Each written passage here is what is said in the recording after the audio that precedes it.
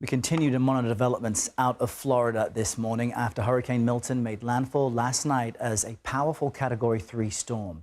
Now, it's since weakened to a Category 1, which is still serious. And right now, more than 3 million homes and businesses are without power across the state. That's according to the utility tracker, poweroutage.us. Now, the White House says President Biden has been briefed on the initial impact of Milton. In an address to the nation, the president said thousands of federal personnel are ready to offer assistance with 20 million meals and 40 million liters of water. To the people of Florida and all the impacted states, we've got your back. We've got your back. And Kamala and I will be there for as long as it takes to rescue, recover, and rebuild. For more on the federal response, let's bring in CBS News reporter Willie James Inman joining us from the White House this morning. Willie, the sun has yet to rise on southern Florida. It's happening as we speak. But what federal resources are being deployed to help people in Florida right now? Hey there, Errol. Good to be with you this morning. On top of those meals, some 20 million meals that have been deployed, the president added 40 million liters of water have already been set in place for people to be able to get the food and water that they need.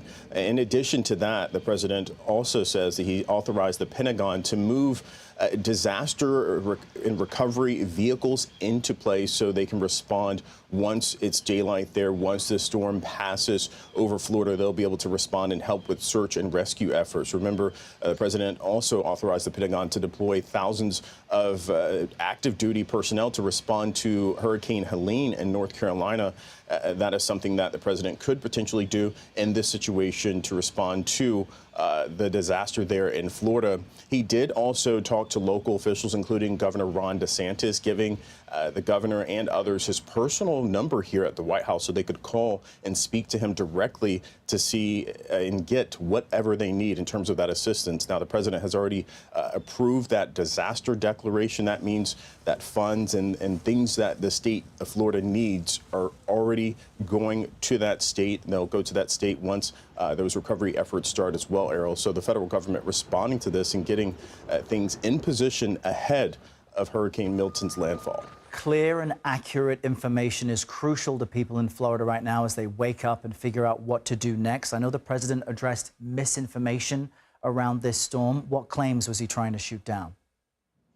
Yeah, he certainly did in his remarks yesterday, not once but twice. He blamed former President Donald Trump for spreading these outright lies, as he called it. He called it irresponsible and reckless. But he also had something to say about a recent claim by a Republican Congresswoman, Marjorie Taylor Greene from Georgia. Listen. Marjorie Taylor Greene, the Congresswoman from Georgia, is now saying the federal government is literally controlling the weather. We're controlling the weather. It's beyond ridiculous. It's so stupid. It's got to stop. And the president also blasting this claim that FEMA is somehow diverting funds to help migrants. The president said that that is a lie as well yesterday in his statement, Errol. Pretty emphatic about that. Willie Inman, thank you very much.